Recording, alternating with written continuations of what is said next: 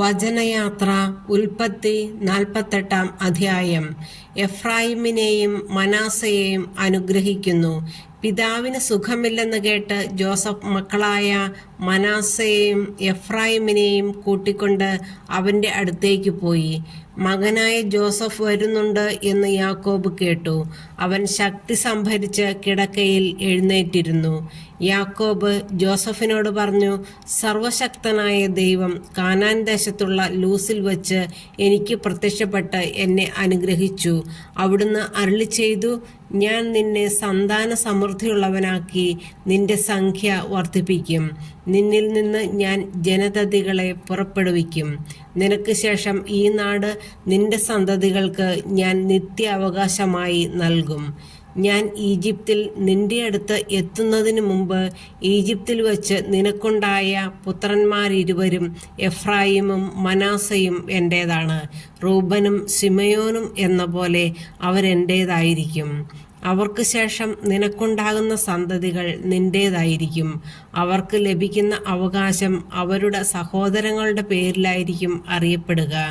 ഞാൻ പാതാനിൽ നിന്ന് പോയപ്പോൾ വഴിക്ക് കാനാൻ ദേശത്ത് വെച്ച് എന്നെ ദുഃഖത്തിലാഴ്ത്തിക്കൊണ്ട് റാഹേൽ മരിച്ചു.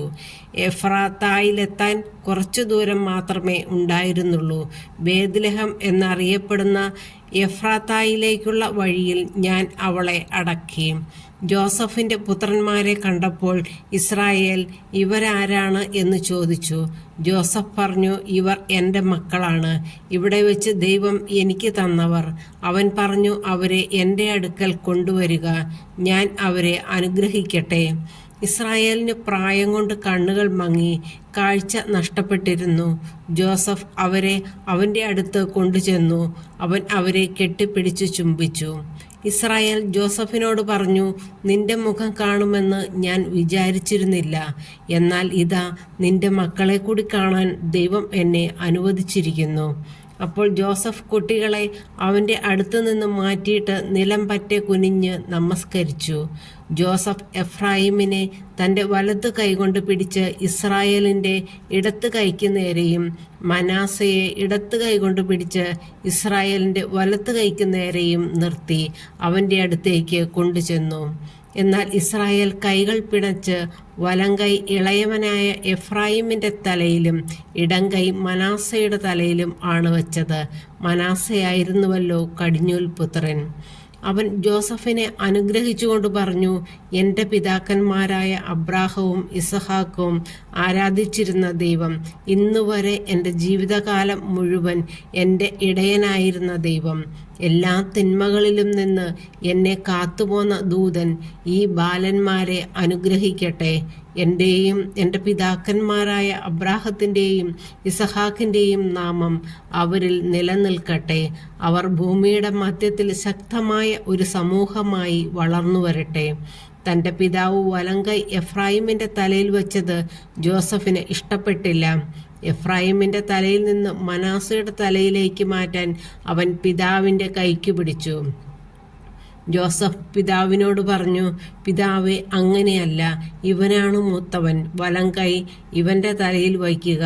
അവൻ വഴങ്ങിയില്ല. അവൻ പറഞ്ഞു, എനിക്കറിയാം മകനെ, എനിക്കറിയാം. അവനിൽ നിന്നും ഒരു ജനതയുണ്ടാകും, അവനും വലിയവനാകും. എന്നാൽ അവൻ്റെ അനുജൻ അവനേക്കാൾ വലിയവനാകും, അവൻ്റെ സന്തതികളോ അനവധി ജനതകളും.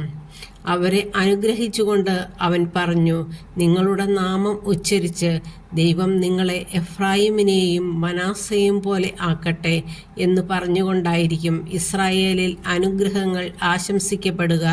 അവൻ എഫ്രായിമിനെ മനാസയ്ക്ക് മുൻപനാക്കി. അത് കഴിഞ്ഞ് ഇസ്രായേൽ ജോസഫിനോട് പറഞ്ഞു, ഞാൻ ഇതാ മരിക്കാറായി. ദൈവം നിന്റെ കൂടെ ഉണ്ടാകും. നിന്റെ പിതാക്കന്മാരുടെ നാട്ടിലേക്ക് നിന്നെ തിരികെ കൊണ്ടുപോവുകയും ചെയ്യും.